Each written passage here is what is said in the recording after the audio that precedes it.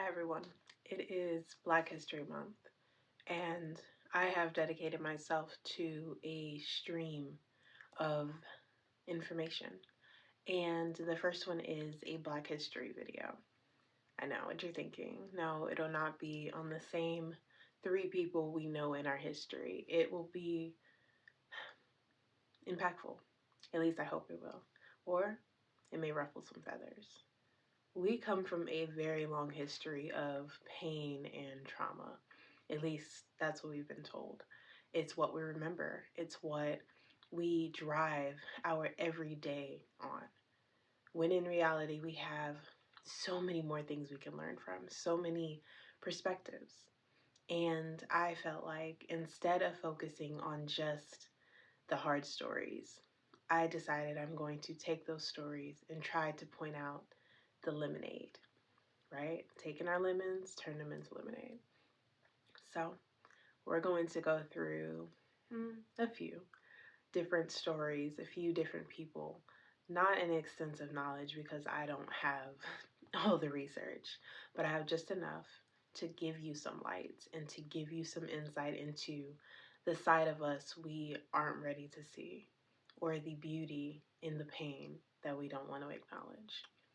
So I hope you're interested in taking this journey with me in a short clip on the Black history for our amazing February spread. I'm Jaysa. Let's do this. In the time of slavery, people experience a different level of trauma, a different level of abuse, and this began with our women. Black women were expected to beat the death rate that were put on plantations by having children at the age of 13. By the age of 20, these same women were expected to have 5 kids. Now, I know what you're thinking. That is horrible. We live in a day now where Black women are over-sexualized. Now, we can say that over time it has been a conditioned experience where we are seen as the most bodacious, and we ran with it. We cannot take away the blame when we continue to promote this image of being sexual beings. Now, back then there was a trade-off. However, it was tragic to experience having a child at the age of 13, but if they were able to bore 15 children, they were given their freedom. I know what you're thinking again. Why? What are you going to do? As a modern woman, you're obviously thinking, I can't do that. I wouldn't have done that. 15 kids? No, they're just going to have to kill me. When in reality, that was someone else's reality. Taking that chance, putting themselves in a position to provide service, basically, provide people to work on these plantations in order to be free, in order to no longer endure rape, to endure trauma, endure beating, enduring watching their family and children be tore away from them. So, what did most of them do? Continue to procreate and allow them to populate these plantations. What's the positive? Well, here we are now, where we have a choice to create a family or not, where we have a choice to be as outgoing, to take chances, to leave, to come back, to be as original as we want to be. And yes, that is our history. That is something we can say allowed us to be as diverse. The Black woman can create any person. We can create any shade, any personality, any culture, because we are the original. And that is something that they can't take from us. So yes, we were put in positions where it makes you wonder, why have kids? Why put them in a world where they are subjected to cruelty? When in reality, it got us here. If one person didn't do it, if that woman on that plantation didn't do it, who knows how many of us wouldn't be here? Maybe me. But the beauty of that is, yes, it was a hard pass for one of our ancestors, but goddamn, we took a chance and we're here. That is the beauty in the dark. Our next person goes by the American name Sarah. I am not even going to try to pronounce it because I do not want to disrespect her name. But Sarah was a woman that kind of began the era of over sexualized bodies. She was from our African country and she had a big butt. Okay, so we all remember that time where women weren't really a big fans of big butts, right? We may not have been a part of it, at least my age bracket, but we knew of the idea of women kind of like, does this make my butt look big? And not in an attractive, appealing way. It was seen as just different. And they came across this woman, Sarah. Now, Sarah's butt was a little bit exaggerated in the images I have, but I got the idea. So, what did they do to Sarah? In this country, we have a history of dissecting something that is different, unique, or just unknown. And unfortunately, Sarah was subjected to that experience. They ended up dissecting her body in order to find out why, right? How was it made? What got her to be this, right? And they put her on display. After a very, very long time, 1974, Sarah was taken off of display. And by the 2000s, she was sent home to rest after years of being poked, watched, observed, studied. And now we go back to our modern woman where we over sexualize ourselves. We make our asses a profit. We put it on display in a way of saying this is body positivity. And in my opinion, it's not.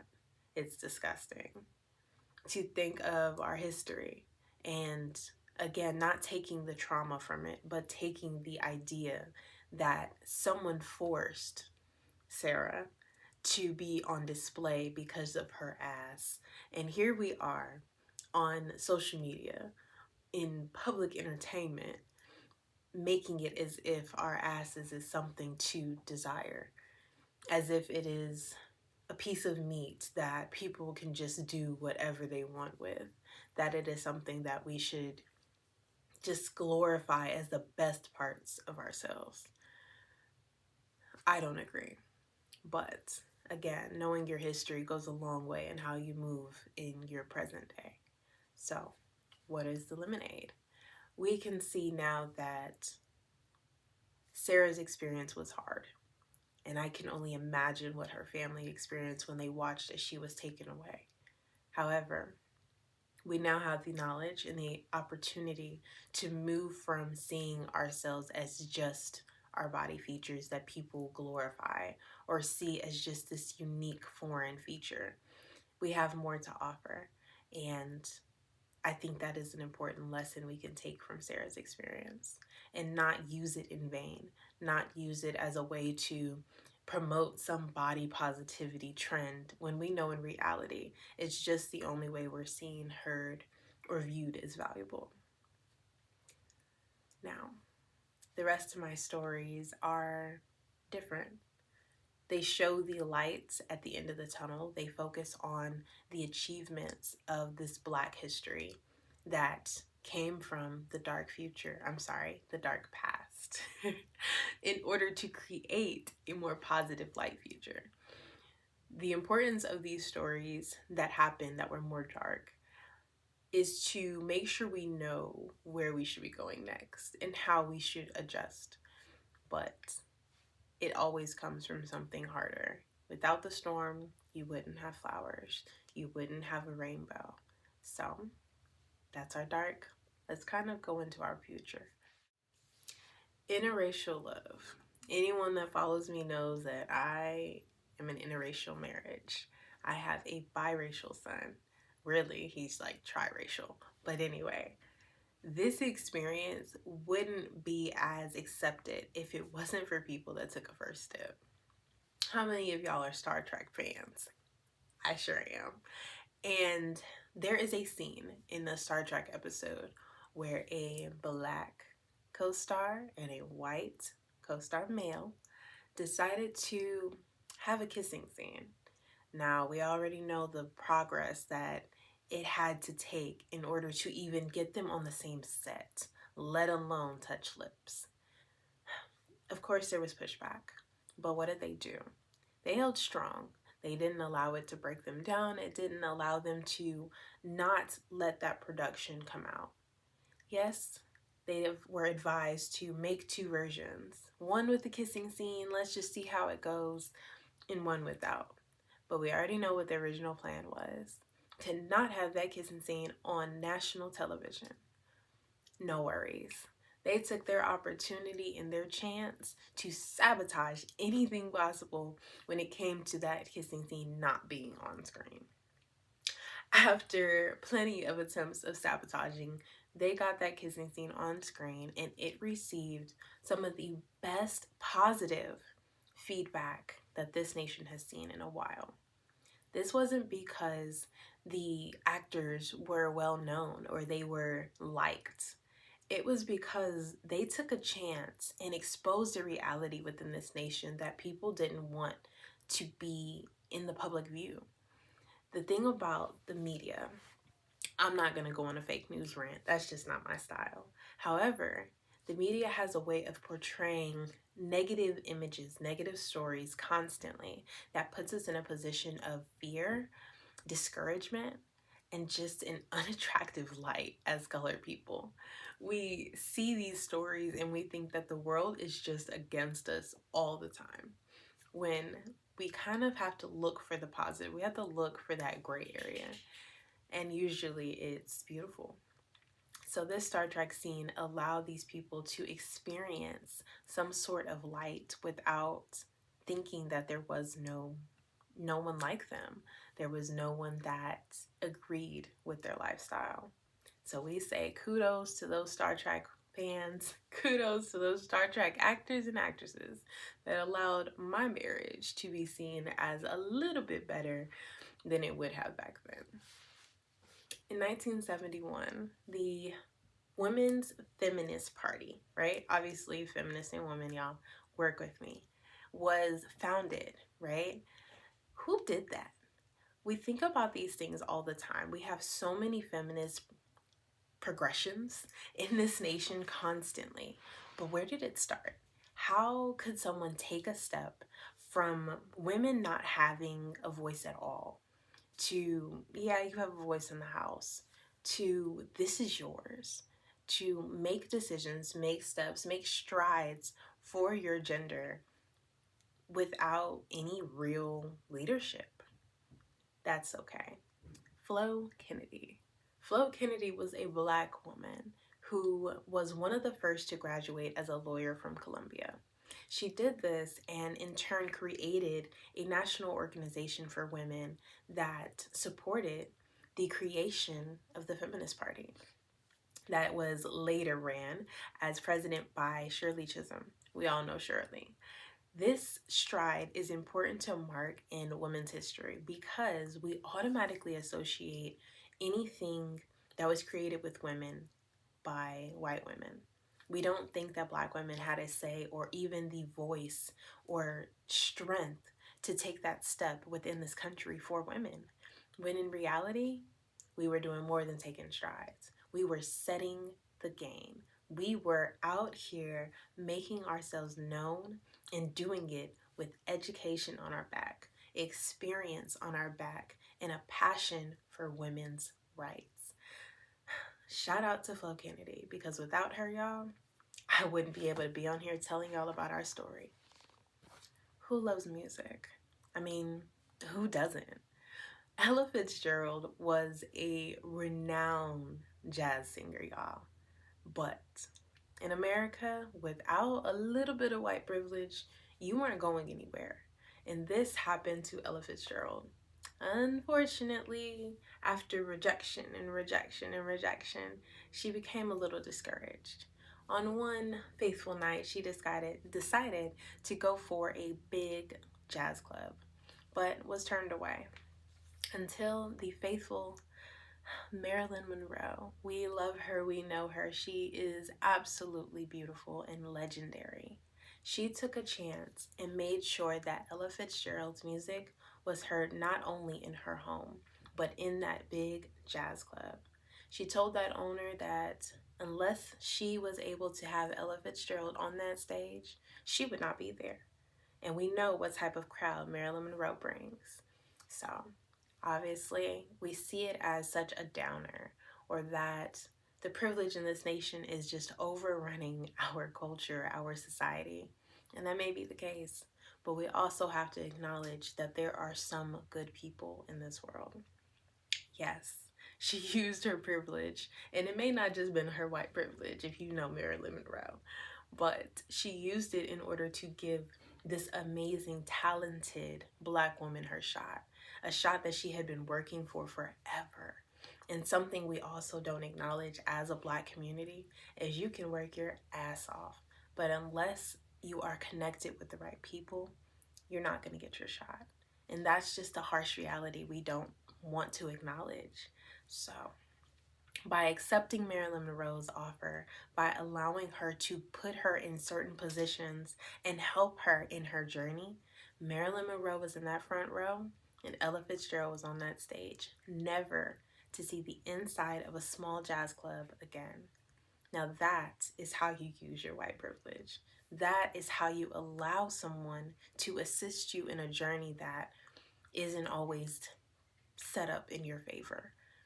So, I say that to say, we like to focus on how someone took our shine, how, oh, well, we did it first.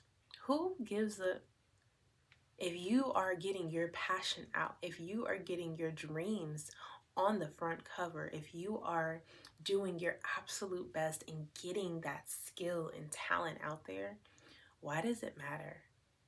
We already know history. There are things about history that we don't know because the victor gets to write the story. I'll never forget the professor that told me that. But for some reason, we like to hold on to the story we really don't know. And that's fine. I get it.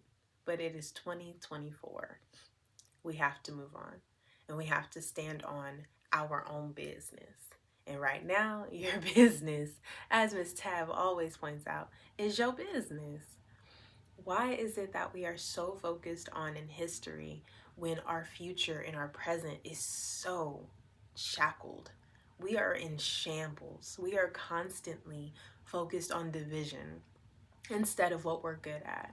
We need to factor in our skills. We need to factor in the time span. We need to factor in our own legacy and not focus on the things that other people have or have taken from us or are given in opportunities, and continue to work our asses off.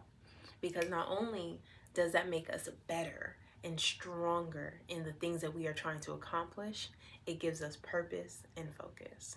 So use Ella Fitzgerald as your guide. Allow her to be your muse when it comes to focusing on your skills and not what someone took from you.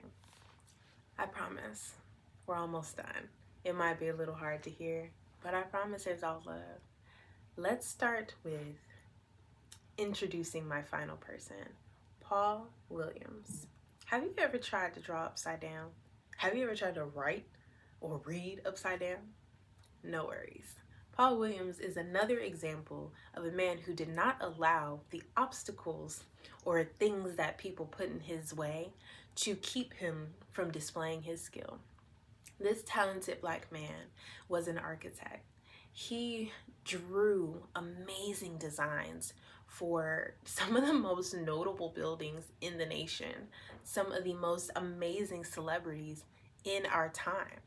But he didn't do it in an easy way.